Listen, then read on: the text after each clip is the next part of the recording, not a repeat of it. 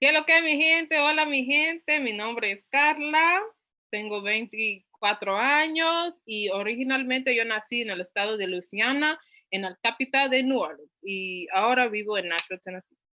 Mi nombre es Camarón. Yo soy afroamericano que habla español. Me encanta la cultura española, específicamente dominicana. So I got like a huge, like in my heart, like I love it. Like if everybody know me, they know how I feel about la República Dominicana. But that's me and Carla. So to start it off, let me ask you, why did you choose Spanish as your language? In Spanish or English? In English. Okay. Yes, Well, English from now on. We're back English from now on. Yeah. okay. I fell in love with Spanish. I was 12 years old when I started speaking. This is middle school, and like I was always like the misfit of like the black people, the black girls. Like you know how like we had like certain categories that most people stereotypically fit in. I Mhm. was like, well, I was a smart girl, but I was also like the misfit because I was quiet and shy and stuff. And Right. um, I didn't feel the school I went to at the time was mostly black and brown people, us.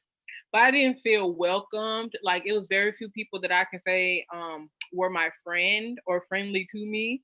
And so I didn't feel welcome into the Afro American community um pretty much overall. And so I kind of like as I like went through like I guess like just me growing up and stuff, I realized that like the Latino community was very like more welcoming to us.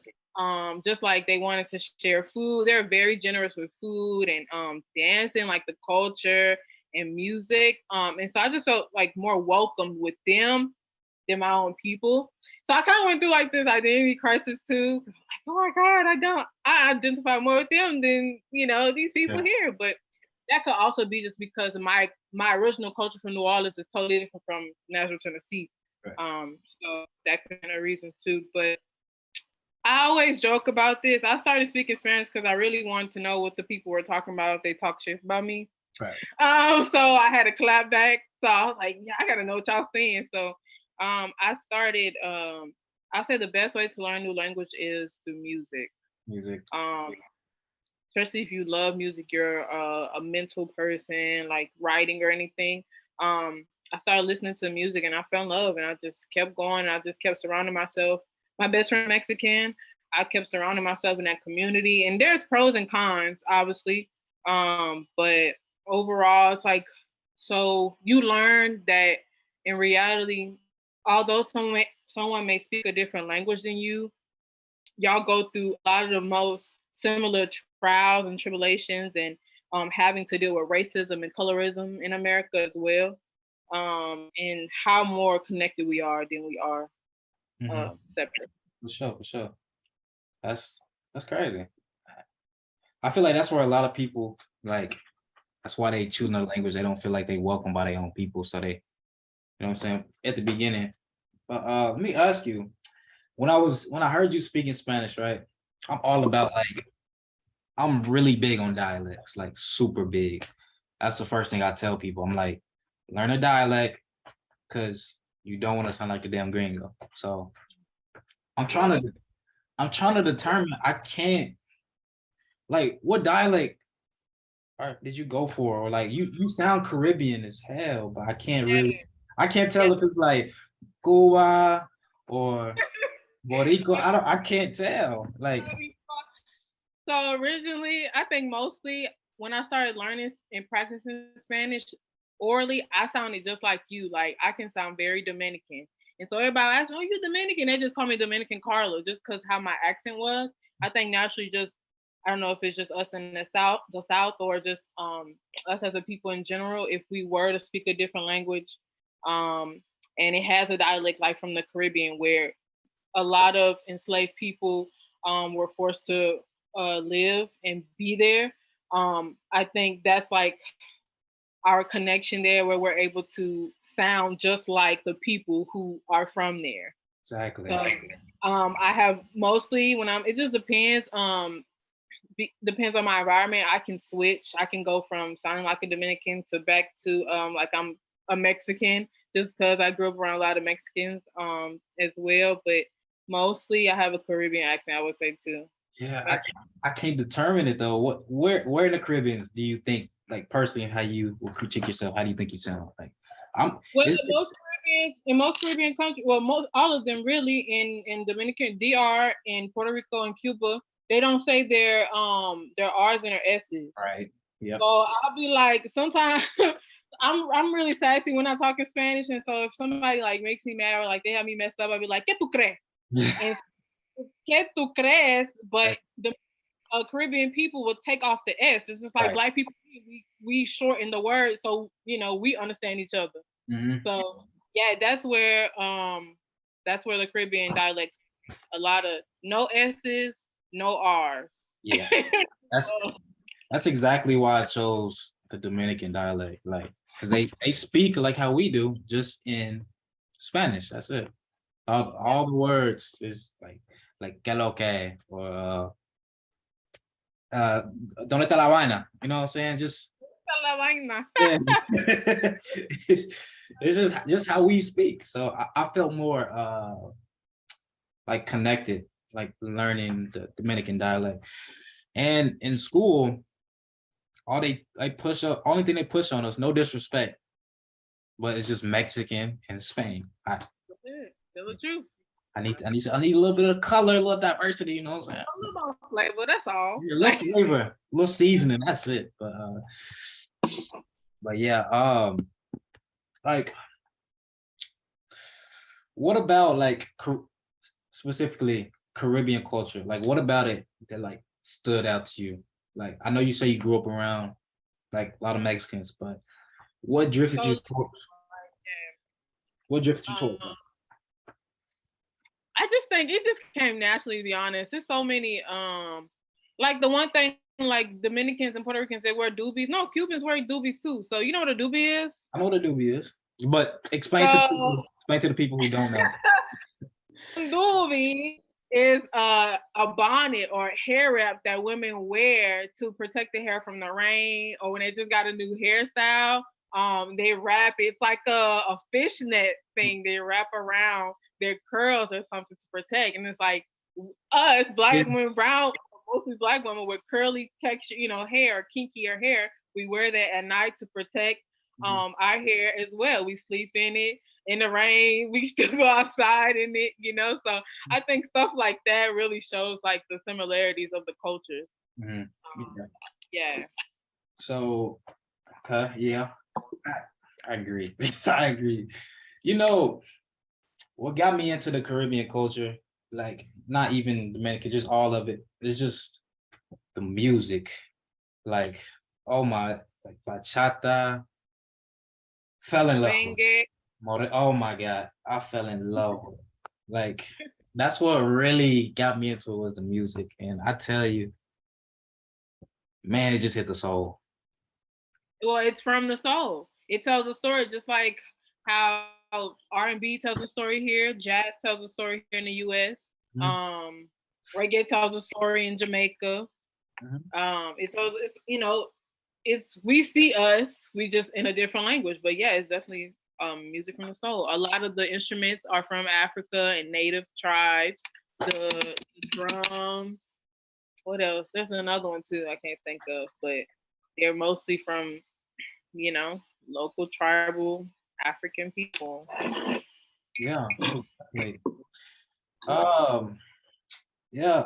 So let's get a little off topic now. So let's say food.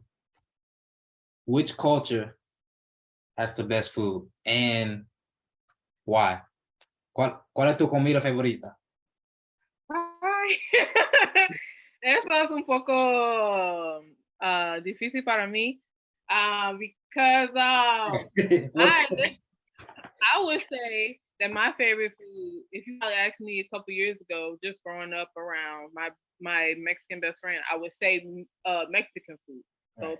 tacos and mole and stuff like that, enchiladas and quesadillas. I never really was into burritos. I feel like that's a terrible stereotypical food, but for Mexico. But there's Mhm. so many dishes.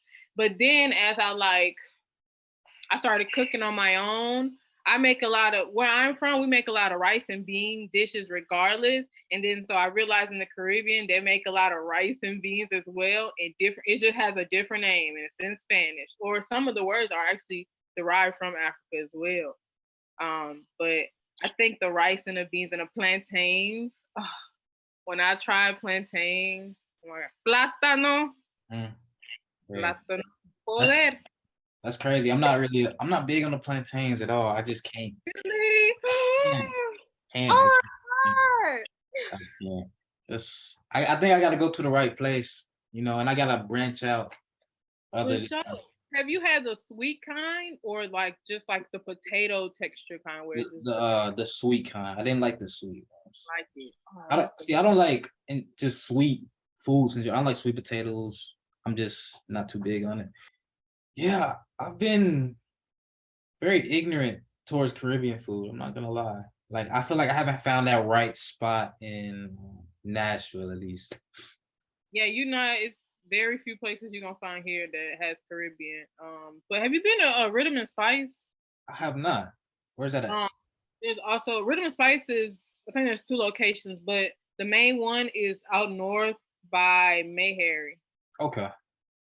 So What it that's a really good place. is Caribbean or is it Yeah, it's a mix of Caribbean, but it's mostly Jamaican based. But it has like Cuban rice and beans, oh, Trinidad peas, Jamaican, just all different infusions of the Caribbean. okay. All see. I love some Jamaican food now. It's just like I don't know, man. I just haven't found like a good like Cuban spot or good Dominican spot. But hard. Yeah. They have one here.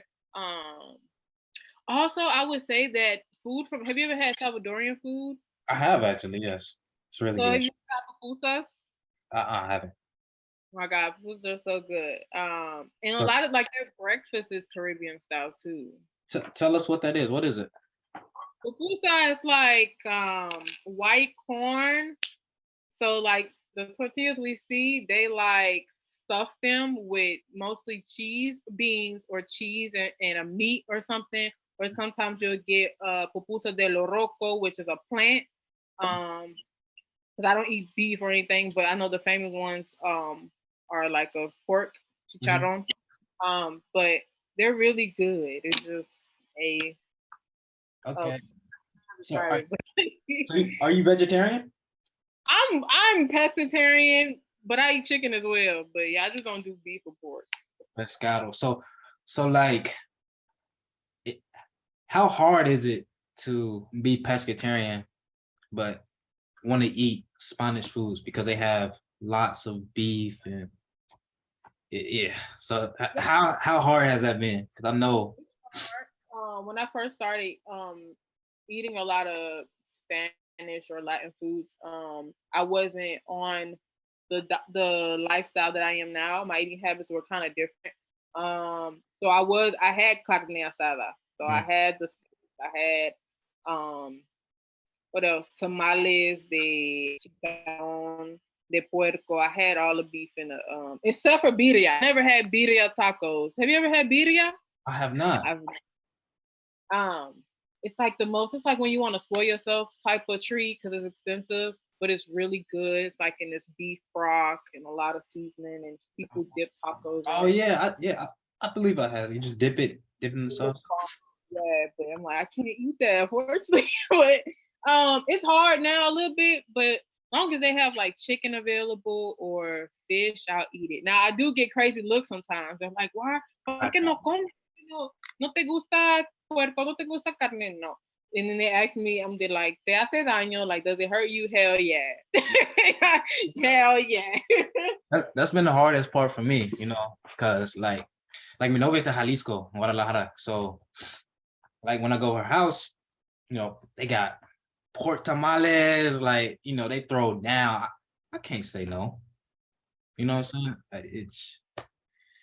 It's so hard, and then I don't want to come off as like I'm being disrespectful, what I'm saying? 'Cause I want to eat your food, but it's hard. Yeah. And the grandmas, the abuelitas will look at you crazy for Hey, they will look at you crazy. man, you gotta respect my wishes right now. I just Mhm. can't do my body. If I could, I would. I I, promise you. Facts, But facts. mostly, long as they have like chicken, a shrimp, or rice and beans, I eat my rice and beans right there with some tortillas. I'm good. Hey, that's Judge 'em. perfect. That's all we need. So, so starting out Spanish, like when you began to learn, like early on, how was like how did you like catch on to words? Like, did you start out by saying phrases with people, or like how does that work? Like for me, I think it really started back at Kroger. People used to come to the line. I'd be like, "Tu hablas español?" They like, "Sí," you know what I'm saying? I didn't know what they were saying sometimes. Like, I knew more than I understood more than I could speak. So I always just say the same phrase over and over and over again. I say, solo son unas cuantas palabras para tu aprendiendo. You know, so they used to be like, "Oh," you know what I'm saying? So that kind of boosted my confidence up a little bit. So how did how did you start?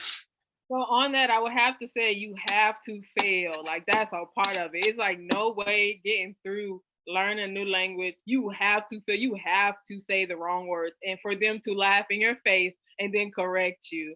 Right. It's just a humbling experience. So I've been through that a lot, but I think my friends they just like wrote a lot of phrases down in a notebook for me, and I'm a nerd, so I just practiced and studied and practiced and studied, and I would record myself on my phone, see how I sounded. Did I sound too like a gringa, or did I sound a little bit more like a Latina? So I would just practice with myself, talk to them, but mostly writing and really studying and music. Most That was like definitely. that's how I caught on.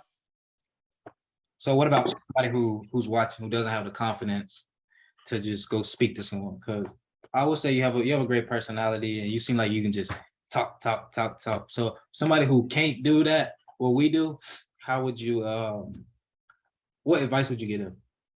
I would tell them to start like go to your favorite um Spanish or Latin restaurant. Mhm. Like go to a taco truck and say your order in Spanish. Like Right. just stuff like that. So it'll help you, you'll build your confidence and people will correct you and then you'll remember and you'll just keep going. But Mhm. start off with if you're going out. If you're going out and you trying to figure out ¿Dónde está ese? ¿Dónde está ese? Dime, por favor, stuff like that. Like Right. asking questions and just practicing when you're going out is the two major keys Right. Right. Right. for Yeah. retaining that information.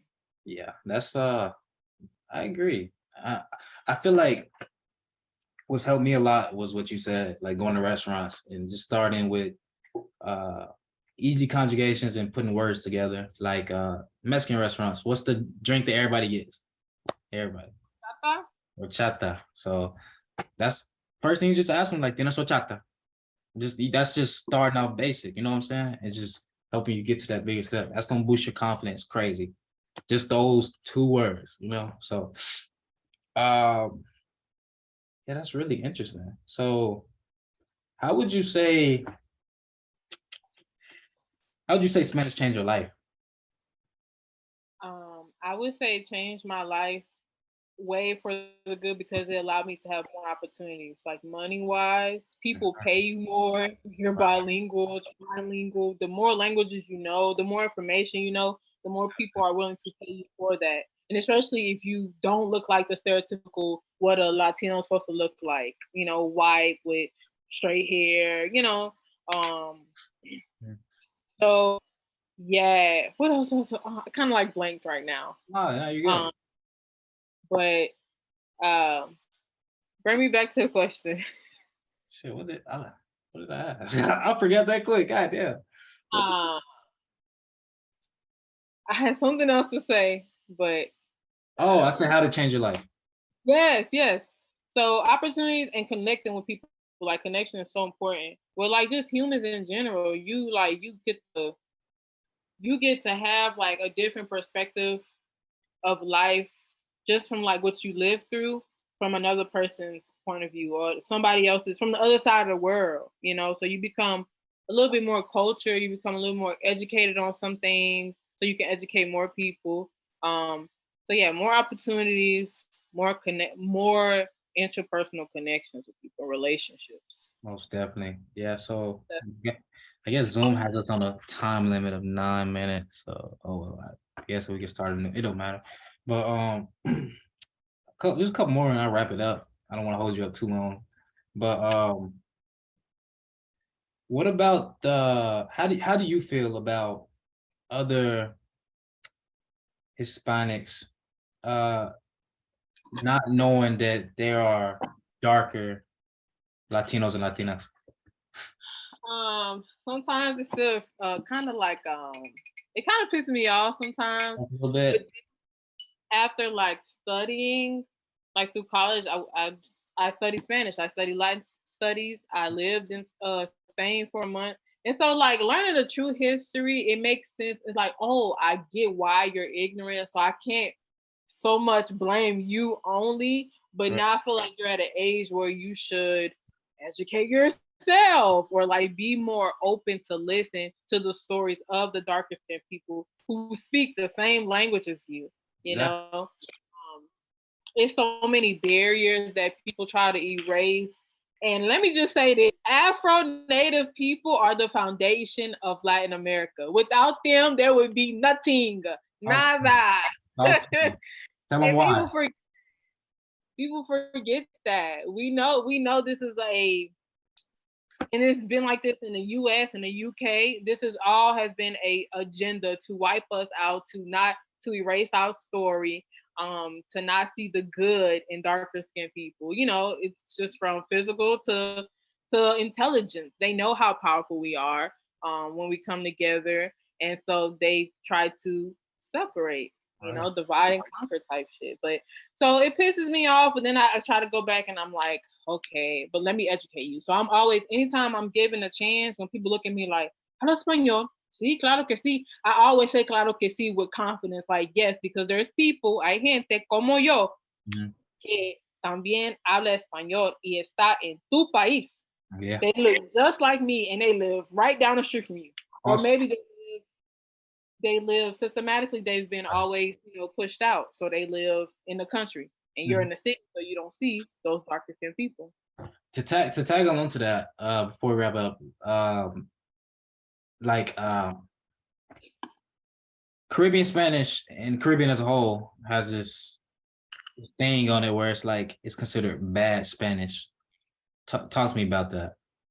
That goes back to when I said how you bring a mass population number of Africans and natives who are already there. So you imprison and you enslave them, and then you bring people from Africa who don't know this is not their culture. You bring them out of their culture and you force them to adapt to this European, white standard. And so what we say, just like in English, when they call it AAVE or Ebonics, how Right. Black talk, we're never going to, it's always something in us that reminds us this is not our native tongue. Right.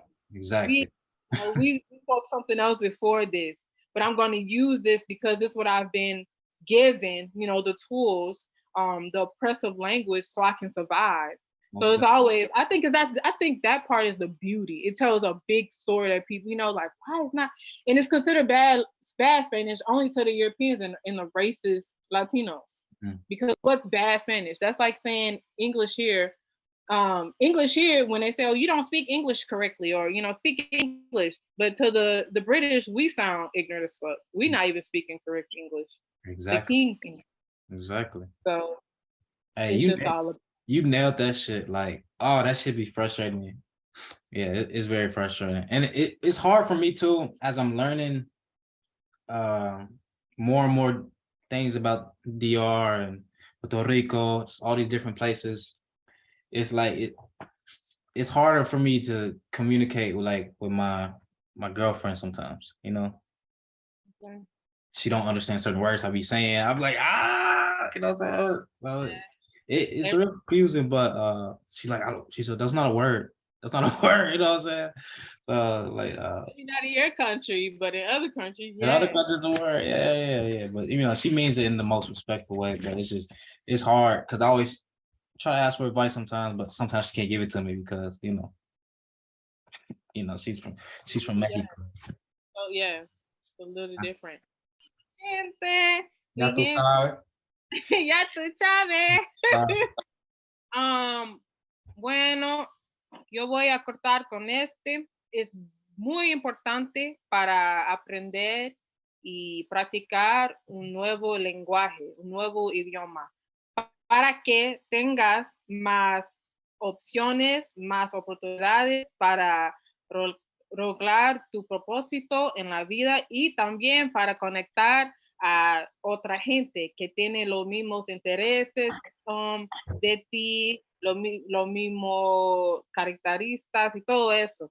Entonces, es bien importante para aprender y conectar más con la gente en otros idiomas, más dinero, más oportunidades. So yeah, it's so important to learn a new language, regardless if it's French, Spanish, Portuguese, Italian, because it gives you access to more opportunities, and you get to build and grow with people you never thought you see yourself aside or learning from, or just building with in general. So please, I would encourage everybody to learn a new language. There we go. You said gracias for everything, just for coming on the channel, and thank you, man. We definitely have a part two. For sure. We Thank you come for yeah. most definitely, yeah. But look, next episode we coming at y'all next, man. We going all español, no inglés, none of that bullshit gringos. We going all español fully. And we coming. Part two is on the way.